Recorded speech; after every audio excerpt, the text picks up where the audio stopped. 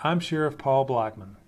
I have the sad task today to inform you about what can only be described as a horrific crime that our agency is investigating. Deputies were called to 4015 Bianca Street in the Sun and Lakes of Sebring community at 12:19 a.m. today, Friday, November the 15th. When they arrived, they found a 13-year-old girl unresponsive on the floor next to the front door. She was pronounced dead at the scene by EMS.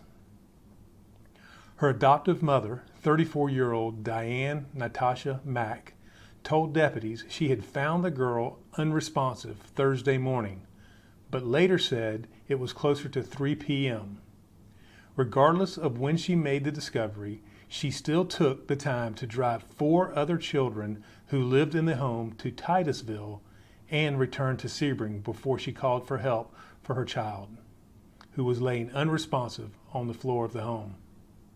As bad as that is, it only gets worse. The girl, who was nude except for a diaper, had clearly been severely abused. She was extremely emaciated and obviously malnourished.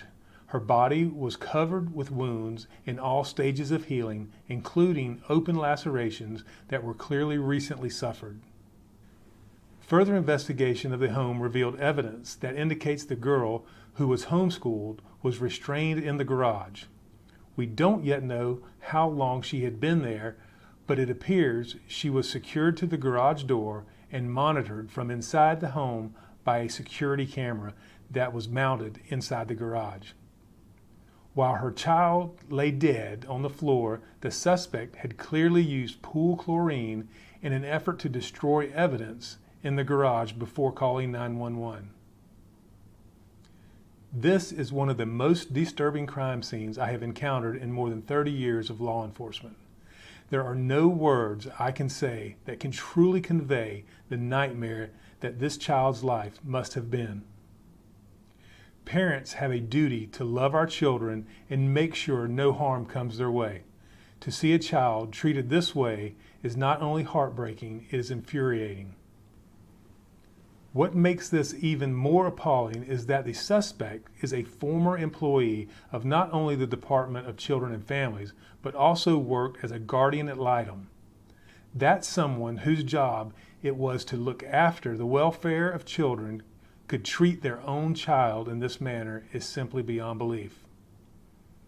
Our critical incident stress management resources are being made available to all deputies and detectives who have the duty to investigate this awful crime.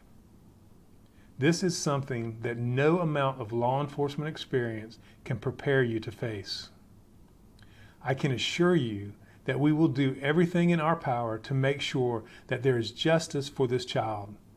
As of now, the suspect is charged with first-degree murder while engaged in aggravated child abuse, as well as aggravated child abuse, kidnapping, and destroying evidence. She is being held without bail in the Highlands County Jail.